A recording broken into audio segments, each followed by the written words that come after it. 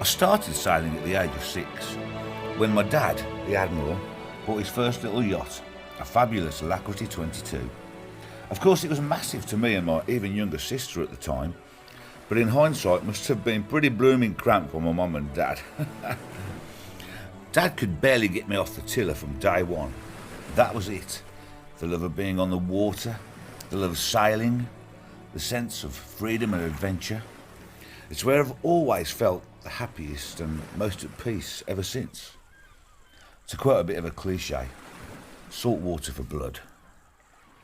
But now, I'm setting off my biggest adventure, taking this beautiful boat, the good ship Kenevara, from Fleetwood here in Lancashire, 568 nautical miles to, well, approximately, of course, to,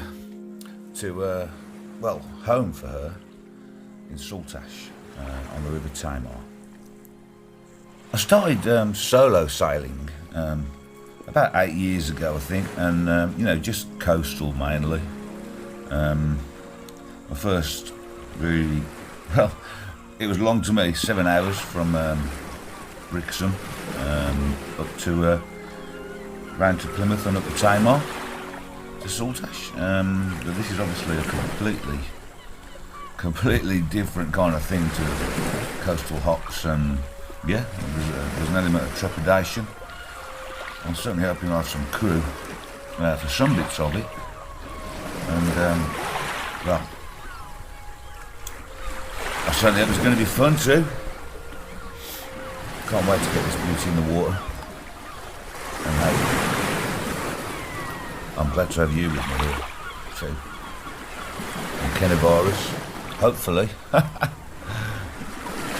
Kenevara's voyage home.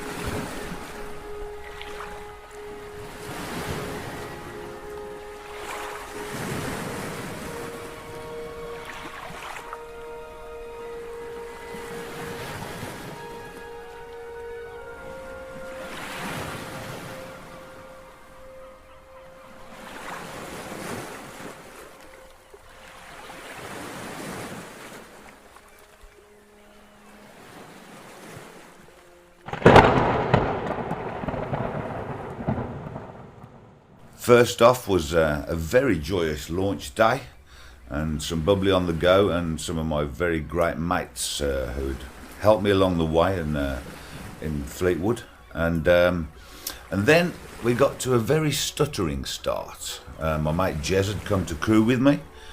We were stuck on that jetty for 3 days, and then finally we got away. This photo was actually taken by another westerly owner, and I found it in a group. Thank you for taking that. And we got as far as Fleetwood Haven Marina, where we were stuck for the rest of the week. And my mate, he actually did some important crewing on that 7 miles down the river, but then he had to go home before the real voyage began. I'll tell you a straight up truth now, folks. When I set out that day from Fleetwood, I've honestly never felt more scared. And there's an old saying, a sailor who says he's never been afraid at sea is either a fool or a liar. And, you know, I've seen how you can get out there. You respect the water, and facing this suddenly on my own, with certain things that weren't really ready. As you can see, I've got a bungee right there on the helm, because basically the auto helm, it just didn't work. It turned around in a circle. But, you know, I just gathered my strength and I got out there. I knew there was a long way to go. And I just thought, right, let's blooming do it. By the way, I'm doing a voiceover on this because, unfortunately, the expensive HD camcorder I bought for the Voyage had an absolutely not very good microphone, let's say. And this part, basically 2 hours in, as you can see right there, a big gust had destroyed the mainsail. So it was a pretty blooming scary start. The mainsail, I mean, I think it was the original, but it certainly didn't look like it was going to fall apart in literally a couple of hours. I mean, it ripped from the luff to the boom, and boom, and boom on the boom. Yeah, I had to sort of get that bungee on, and I had to get up there and somehow get it down and wrapped around, and well, yeah, didn't help with the scaredness, let's say. Right here, obviously now motoring with a Genoa, and that was the way it was going to be for the next, I wasn't sure how long at the time, but this leg, as you can see right there, that was the Blackpool Tower, which seemed to be in view forever.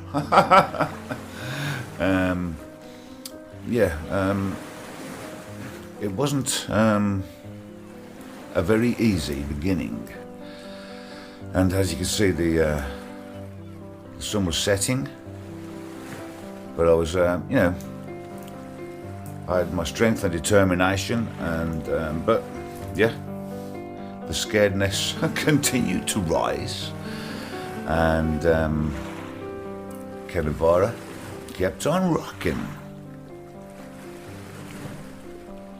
As dusk drew in, it actually began to get easier, and the bungee was really holding well. When you've got the Genoa, it kind of helps to set her through the waves, and I was starting to feel a little bit more relaxed, and enjoy it, in fact, incredibly. After the palavers that had gone before. And yeah, I was relaxing into it. Kenevara was holding well. As you can see, there was actually a problem with the Genoa anyway, which I resolved later in the voyage. Another shot there of the destroyed mainsail. But we were rolling through the water nicely. We were, you know, averaging, knocking on for 5 knots, which wasn't too bad at all. Yeah, the Genoa at the bottom there was not tied in properly. I had a bungee on that, which was not sufficient, but no worries. And then here came the darkness. Fantastic, stunning sunset, and there was the moon behind the boat. And what you see here, this little bit of light at the side of the sky, it stayed all night, but we were not long past the longest day, the summer solstice. This little bit of footage coming up here.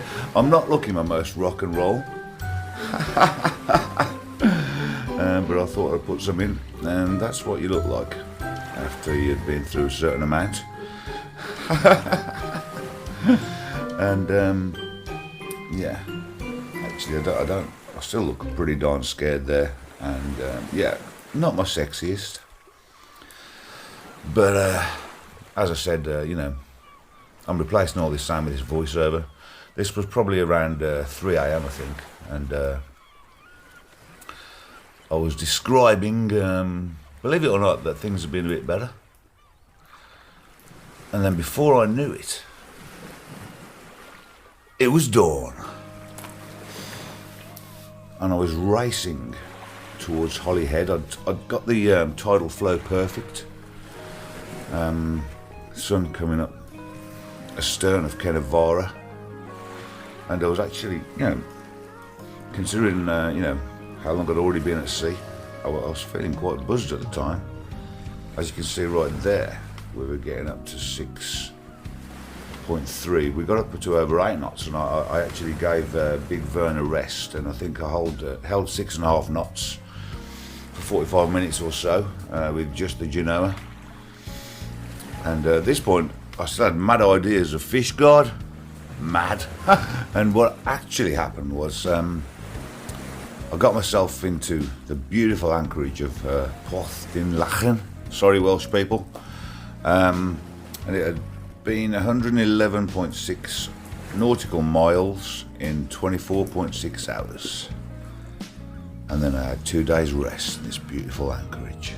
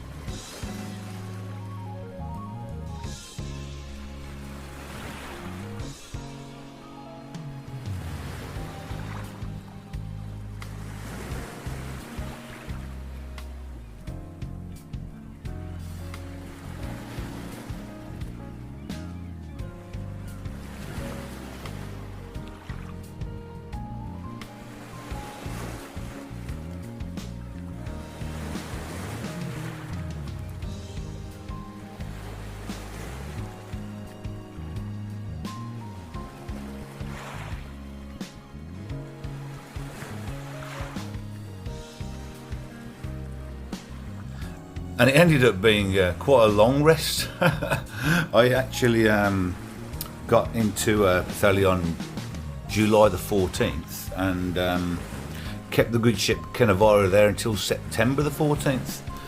I basically thought suddenly to myself, why am I rushing past? This is the beautiful Welsh coastline, the Irish Sea, where I fell in love with sailing, as you know.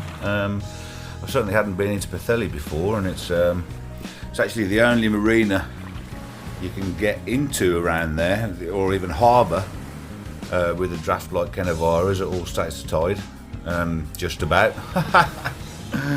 And so kept Kenevara there, and had lovely visits from friends and family, including my mum and her hubby and my sonio, Loopy Lou Purdy, and my mate Col, who had actually come down to look at a boat. In this footage here I was actually just having some fun doing daft videos. I filmed this footage in a dinghy of the sort of entrance and going around Pwllheli to where I took Kenevara in, which is in the distance there, out of the dinghy. And had a nice break there. Went back obviously to see the Admiral and did some work on Kenevara, on the woodwork that still needed doing. And by the time it was time to head off, I was ready to rock.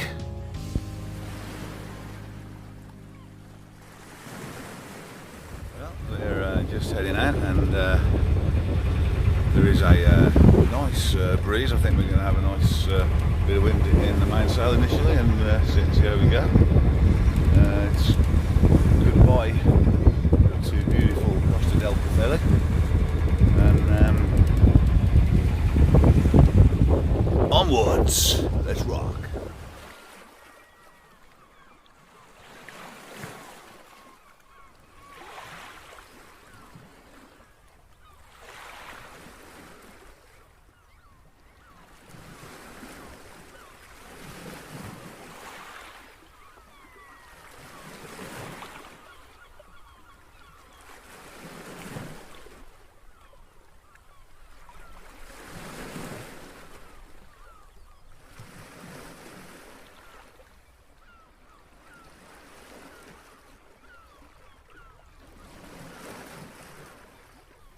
So yeah, I had a couple of lovely jubbly nights in Aberystwyth.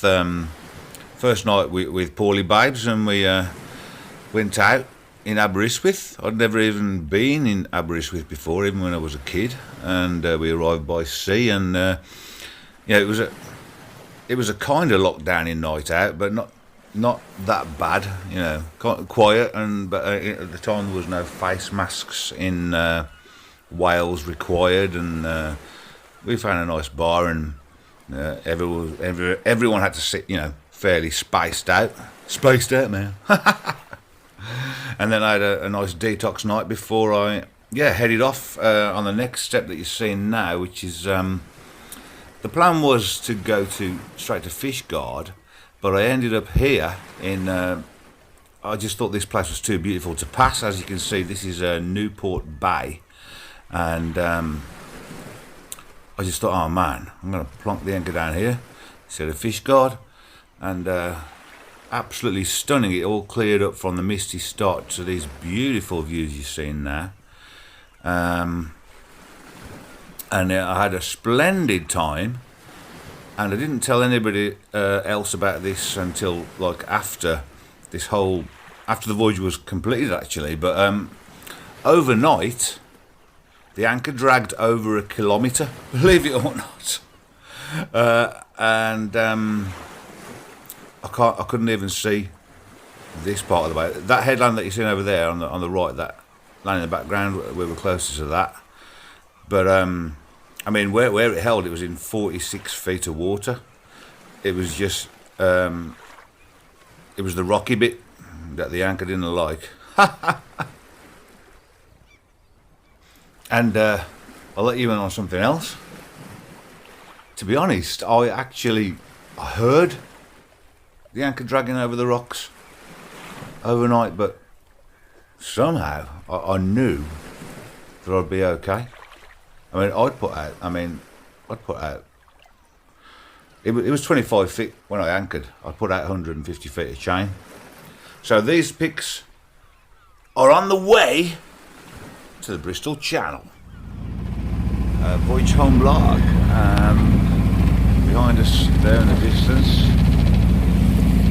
is, of course, Wales. And actually Wales is still there as well. But we're basically on a direct course for Land's End now. And glancing down at the chart plotter, there's 93.22 nautical miles to go.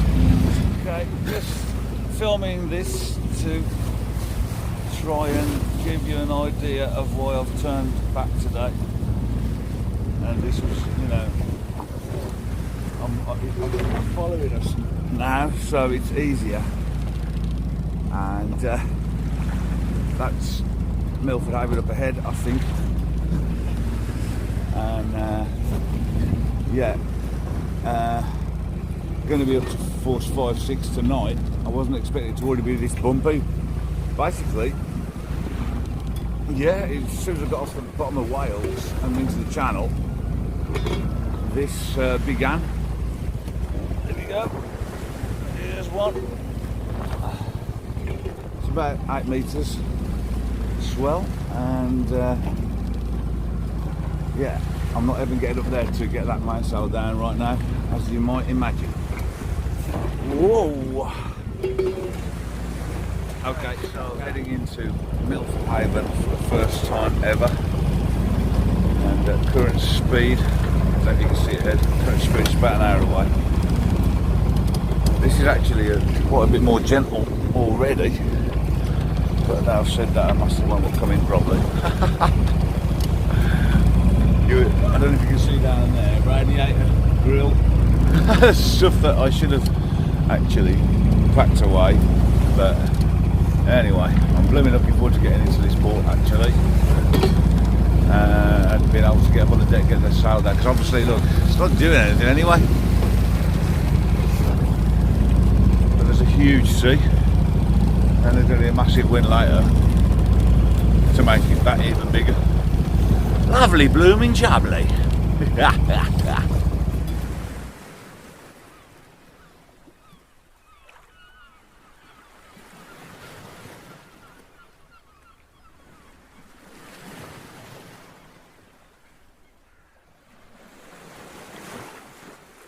Yeah, there was one casualty, sadly. My kettle! But I still use it, actually. I just kind of get a bit of a boiled hand at that hole in the top. And so, yeah, I rested in Milford Haven for 3 days, waiting for that perfect weather window. And then I had it. It was time to go for Land's End. They're swimming alongside us. And that was pretty blooming amazing. Whoa! Right by the boat. Oh golly gosh.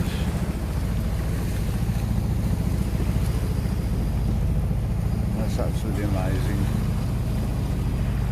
It's because they really are being friendly. That's what they do. They come and see boats.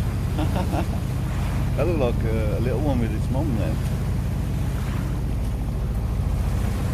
Oh wow. Hi guys. That's amazing. Thank you for coming to see us on our way. Wow. 2 hours later now and they keep coming up. They're escorting us, I think. Absolutely amazing. I just got a few seconds of them then. They've been hanging around the boat for 20 minutes, so I managed to get some Super 8 of them actually.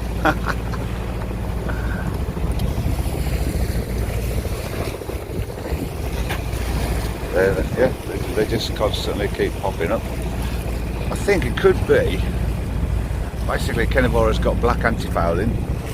I think maybe they think that she is like a big boss whale actually. And they're hanging around for that reason. Which is kind of cool, man. Kind of cool. Yeah, I've got the colours ready for the invasion of Cornwall. Single-handed at sea, when there is no land or boats anywhere on the horizon. It's kind of beautiful and weird feeling, and I'm so glad that I picked today to actually make the journey and, you know, feeling safe. As you can see, I've just got the journey out. It's basically easier single-handed on a journey like this to not be getting up for the mainsail overnight. I won't be getting on deck at all once the lights are on. And, it's easier to keep on the old bungee on a heading as well with the journey out, with the good wind in it, kind of helps to settle on a course. So.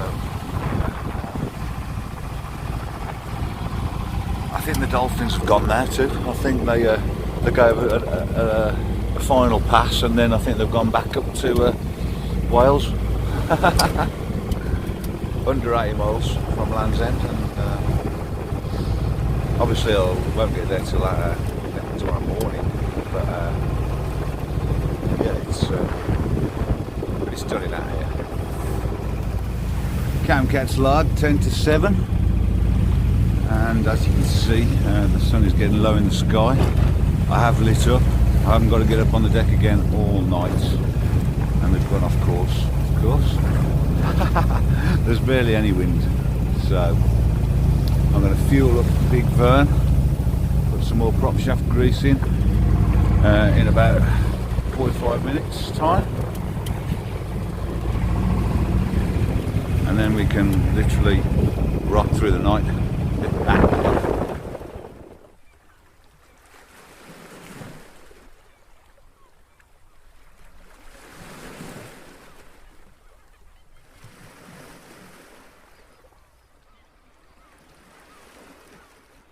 Morning, fellow skippers. Making this specifically for the boat groups, and here we are at 7:30 AM at Land's End.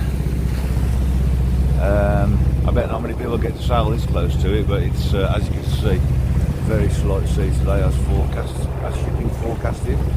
And yeah, motor sailing okay, but I've been on it for 21 hours since I set out single-handed with no sleep.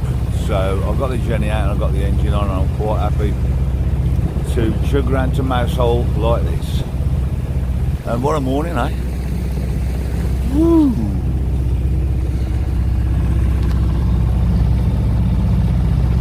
There you go, folks. Rock and roll.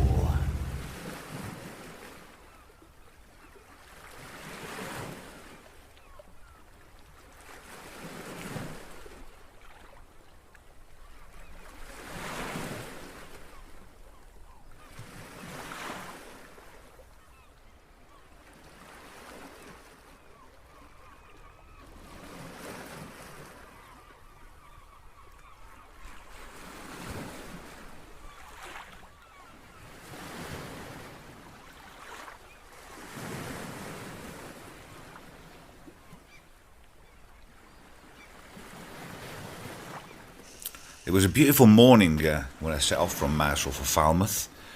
It was going to be about a 9 or 10 hour leg, and but I enjoyed the sunshine. But as the day went on, the wind picked up and things just started to seem that a little bit more ominous. But I wasn't worried at the time. Folks,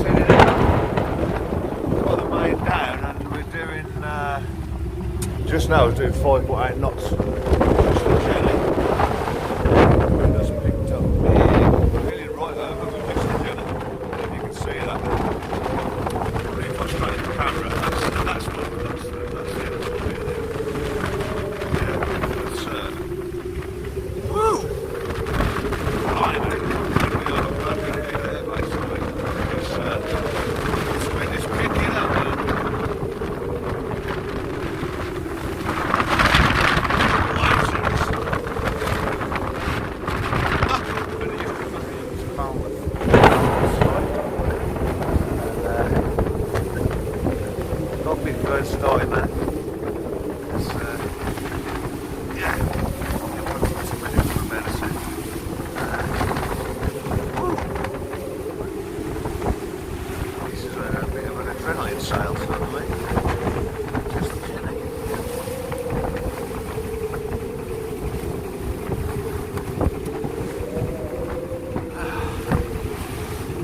Rock and roll, baby.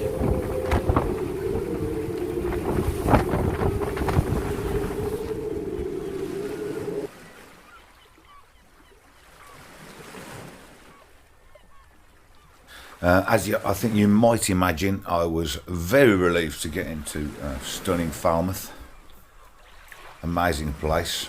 That's the bolt sheared on the right, and on the left, that's the bolt that saved us. Cool, blimey. I was a tad shaken up after that, as you might imagine, but well, maybe not as much as you would think.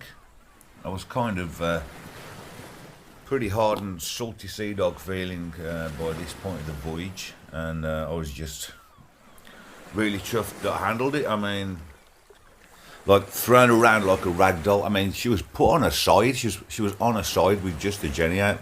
So glad that I'd took the main in, you know, and then trying to get her into the wind and reef the Genoa in. I burnt my hands bad, but I tell you what, when I got in there, it was just another moment of victory. As many sailors will know, when you get into safe port, you know, that's it. You've won, baby. So I'd already decided at this point that obviously I was going to have to motor sail the last bit. Well, no, not motor sail, motor. Sorry, the last bit, because I needed to just get her to Saltash, and certainly not put any stress on that half a U-bolt. I mean, perhaps if it was going to be a southwesterly, have the sail out the other side, you know, which is the prevailing wind down there, of course. But well, you'll see soon. It was actually a flipping northeasterly, and yeah, so it was going to be motor all the way. But as you can see here, I had about 3 days chill again in Falmouth, waiting for the next weather window for that final leg, and incredible views here of flipping, you know, super yachts. To be honest with you, I did not had no idea how posh Falmouth is. I've never been there by land, and this is my first time by sea. And I love this marina, really great people there. And I reckon Kenevara fitted in quite well with all these boats, even if I do say so myself. In fact, she was the prettiest. Yeah, I enjoyed these few days relaxing before it was time to get hello. Taking advantage of this spell of sunshine in between quite a lot of rain to bring you one of Cat's dinghy tours. Captain Cat's dinghy tours. Oh, you. And in fact, in front of us, right, I'm now over in those boats I've spotted. You know, the normal human boats, proper salty seadog boats. And I'm looking at these boats that were coming past here. And in fact, yeah, here is one. This, for Mom, Dad and Sis especially, is a westerly consort. This is the kind of boat we sailed in the Greek islands when me and Beck were little. That's actually 31 foot compared to Kenevara. Well, 29 foot compared to Kenevara's 31, I think. Or maybe it was 31, I don't know. Anyway, beautiful boats. As you can see, they haven't got the rib. They're one of the first post-Royal designed westerlies. You don't have that rib in the hull. The famous rib in the hull. I'm going to poodle over here a bit. Lots of lovely books. And, you know, probably a westerly every 100 yards or two. In fact, up here I can see that if you can make out the camera in front of that wooden one, well, behind it, Bridget's bow, you can see Christine, which is, it's a good old Centaur, probably the biggest selling British boat of all time.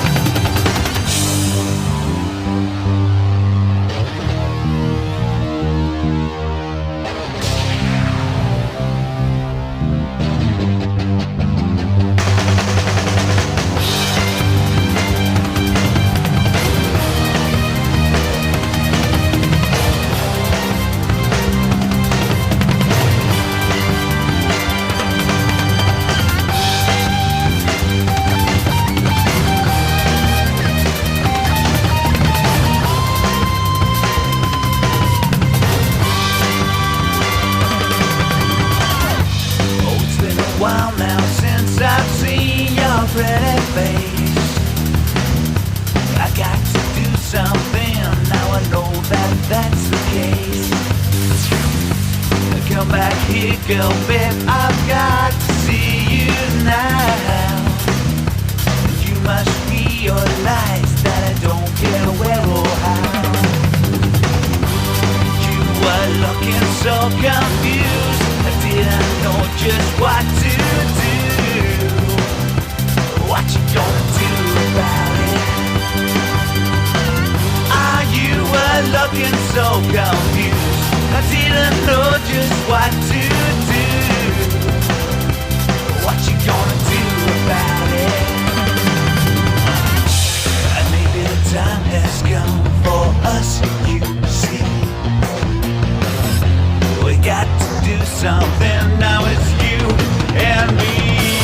Yeah.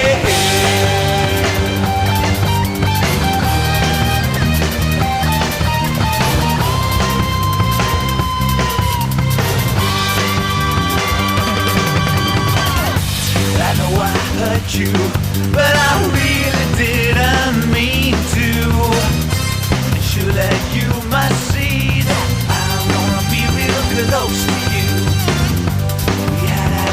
times, and we let them flow right by. We should have stopped right there and asked ourselves just why. You were looking so confused, I didn't know just what to do. What you gonna do about it? Ah, you were looking so confused, I didn't know just what to do. What you gonna do about it? And maybe the time has come for us, you see. We got to do something, now it's you and me, yeah.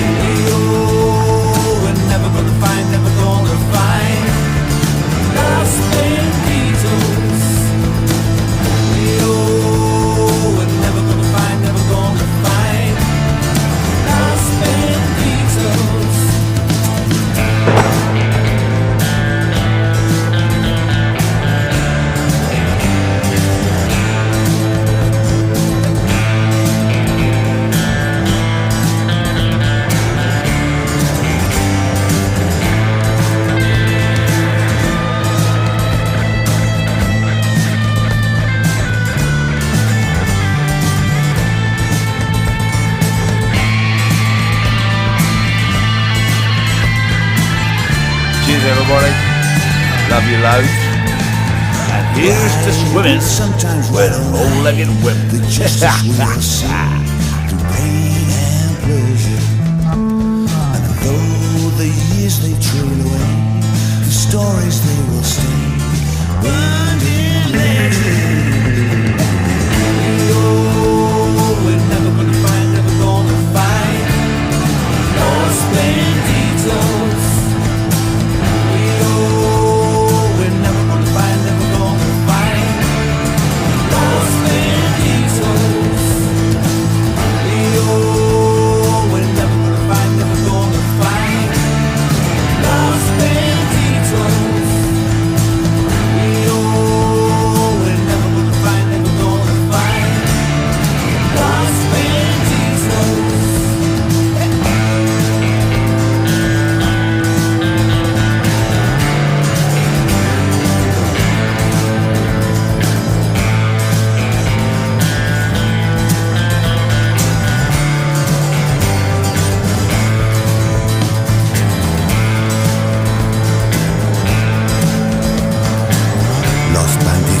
siempre se abran al día. Luego hacia la puesta del sol se examinan. Algunos de son que los ven de cuando se queman.